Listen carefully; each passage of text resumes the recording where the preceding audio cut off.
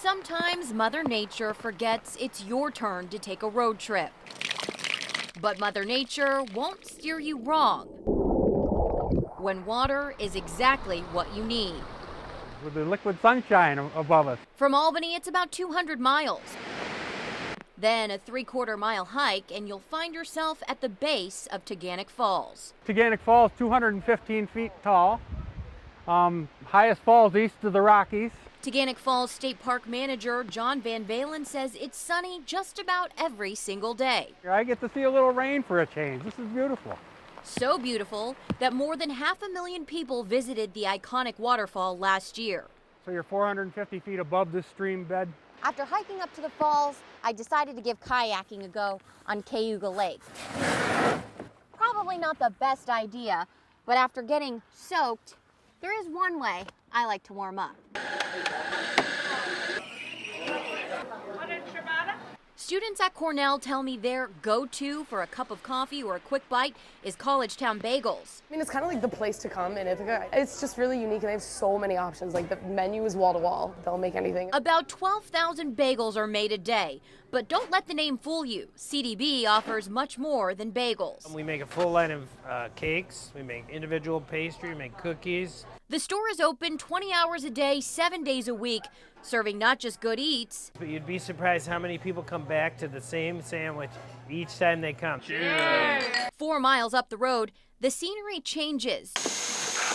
Inside Ithaca Beer Company. Big workhorse is Flower Power. That's our #1 beer. It sells really well in the Albany area. The selection of brews alone doesn't keep people coming back. It's the brewery's farm-to-table restaurant that makes the location family-friendly. We grow about 70% of our own produce right on site, herbs, spices. We raise our own chickens. Whether it's a brewery tour, culinary arts on the Ithaca Commons, or exploring the more than 150 waterfalls, there's an adventure to fit everyone's style in Ithaca. Road tripping in Tompkins County, Melissa Lee, CBS 6 News. I'm pretty surprised that the numbers are so high. These UAlbany students found the reports of rape on their campus disturbing. 26 cases just last year, a significant uptick from the 2 years prior. It's a bit shocking because it seems like such a safe campus, so it's a little scary. But this freshman tells me the university has made it clear where victims can go to get help. They don't want it to be a secret. They want people to come up front if something were to happen to them. UAlbany has also seen increases in cases of fondling and dating violence. But Title IX coordinator Chantel Cleary says these numbers actually point to something good. We feel as if our students are trusting us more. Cleary says it isn't the amount of sex crime that's increasing. She says more students are coming forward because of changes made over the past 6 years.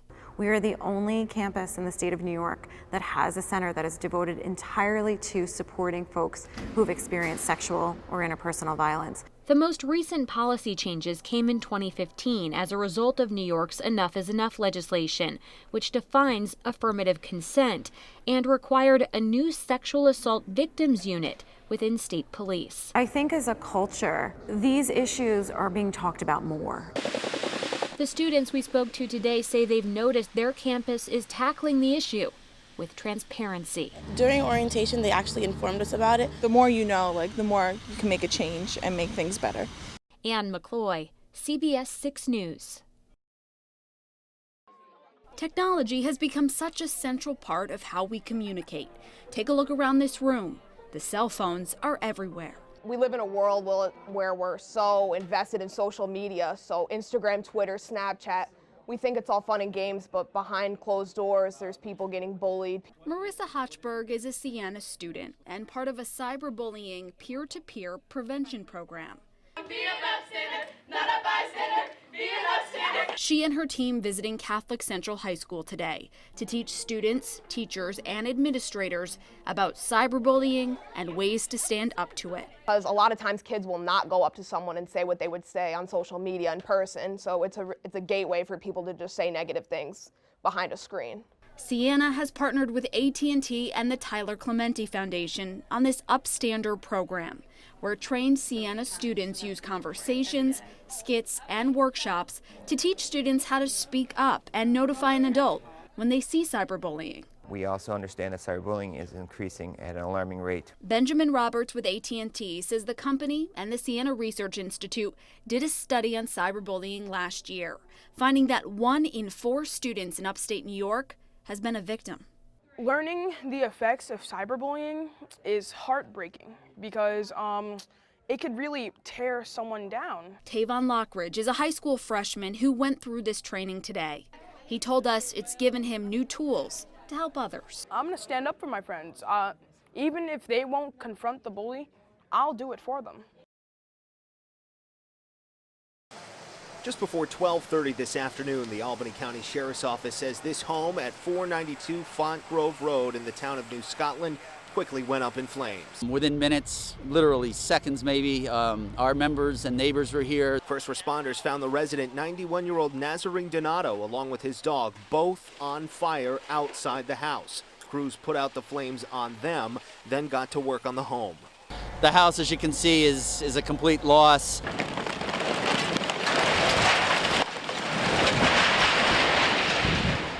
Construction equipment was brought in to knock down the walls, allowing the firefighters from several surrounding departments to get water on the rest of the home. No easy operation on a normal day, the frigid temperatures making it even more difficult. It was the cold weather, there's no water hydrants out here, so we got to tanker everything in, and the wind's blowing. Sheriff Apple says the dog, with burns on more than 75% of its body, had to be euthanized at the Del Mar Animal Hospital. Donato was airlifted to the burn unit at Westchester Medical Center with burns from his torso up. He's a tough old bird. He was talking to us, so hopefully he'll pull through it okay. Sheriff Apple says a case like this serves as a reminder for everyone to check their smoke detectors and make sure to heat homes safely. The cause of this fire is still under investigation. In the town of New Scotland, JT Fetch, CBS 6 News.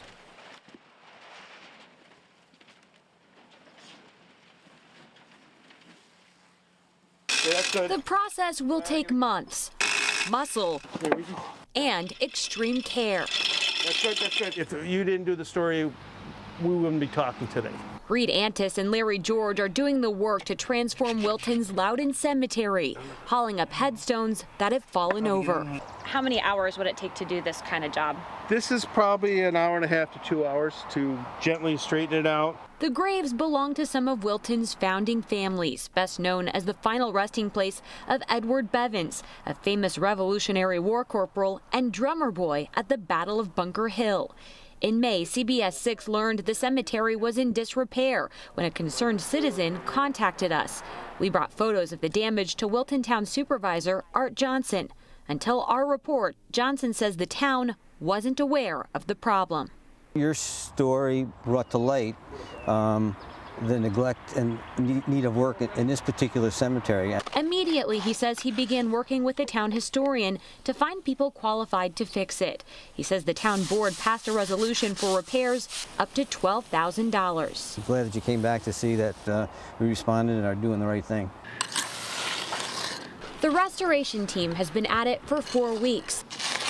The headstones wrapped in plastic have already been cast and will take about 28 days to dry. By the time they're done, they expect to have saved 100 to 150 headstones. The work is expected to be done by the end of August. Helping give some respect to people that are here before us, which means a lot to me. That was Ann McClure. Summer is upon us. The weather's great, and soon the kids will all be out of school. But where will they go? In Troy, the answer's not so easy. Cody Holyoke's tracking a new program, though, in the works. Cody? Well, and deep budget cuts in Troy led to some summer programs being scaled back and even to the pools being shut down. Now a number of groups are answering the call for help. This is it. A time when kids can spin, splash, and slide their way into summer. But it's also when parents get busy. When I was growing up, pools were open. You know what I mean? There was always someplace to go. Deuda Francis is a father of 8 in Troy. His hands are full, especially with city budget cuts to kids programs and no access to public pools this year. The kids in the inner city right now really don't have any place to go as it is. You're going to start to see more kids in the streets. You know, a lot of things, hopefully not too bad, but it's not going to be too good either. A number of groups are taking steps to make sure that doesn't happen, rolling out a new partnership with the city, the local Y, and Boys and Girls Clubs, setting up free 6-week-long summer programs for kids at 3 public parks, involving sports, character building, and academics. It's important because kids have nowhere else to go in the city, and it's important for them to not be left behind by lapses in funding. The Boys and Girls Club pool will even open up to kids, and corporate donations are helping feed children breakfast, lunch, and a snack so they don't go hungry. There are things that government does well and things that others do better. Troy Mayor Patrick Madden said he didn't like how the city ran summer programs before. He's hopeful this new approach pays off for the kids. It's more comprehensive, it's structured, it exposes the kids to more, it's better supervised. It's really, I think, an improvement over the pools alone. It's a step. You know, I mean, the city definitely needs to go further, you know, and try to, you know, conjure up some kind of plan to alleviate, you know, the system that's going on. Mayor Madden says he's looking at the future of the public pools and whether or not Troy needs 2 of them, also how to pay for repairs or replacements. Free summer programs go from July 10th through August 18th at Knickerbocker, Prospect, and 112th Street parks. We posted the link to the information for parents at CBS6Albany.com under web links. Greg? All right, sounds good. Thank you, Cody. Right now, it's likely. Just ask Jacob and Isabella and Dylan and Michael. They'll tell you. Being a kid is hard work. All that laughing and playing and unfiltered joy, not something you would want to do on an empty stomach. And thanks to the Schoharie County Backpack Heroes program, they don't have to. They send us lots of good food for you to eat. Dylan's a track star. And that helps me run my best. His big brother Michael wants to be an architect, and those backpacks have added brain power built right in. I used to get like 85, 89 averages, but now I've gotten honorable mention, honor roll, and high honor roll. His sister Isabella and kid brother Jacob help pack the nutritious goodies for other kids in school. There's always either an apple or orange, and I like to find little bites. Okay, what are your favorite things besides the apples? Macaroni and cheese. The backpack program at Schoharie Elementary is in its 10th year. Each week, kids will walk out of schools carrying 11 pounds of food on their backs, enough for them and their families to eat well over the weekend. Superintendent Dave Blanchard says it's made a world of difference in young lives. When the kids' needs are met, they can focus on being a child. They can focus on playing. We know if they're getting proper nutrition, they're going to be a healthier, more well-balanced students. But Schoharie's program has encountered some funding difficulties this year, and Blanchard says he's counting on outside donations now to help cover the $2,700 cost. We're really at a place where we need support financially from the community to pull this off. We have amazing kids, we have amazing families, and you never know when it might be your family that's in need.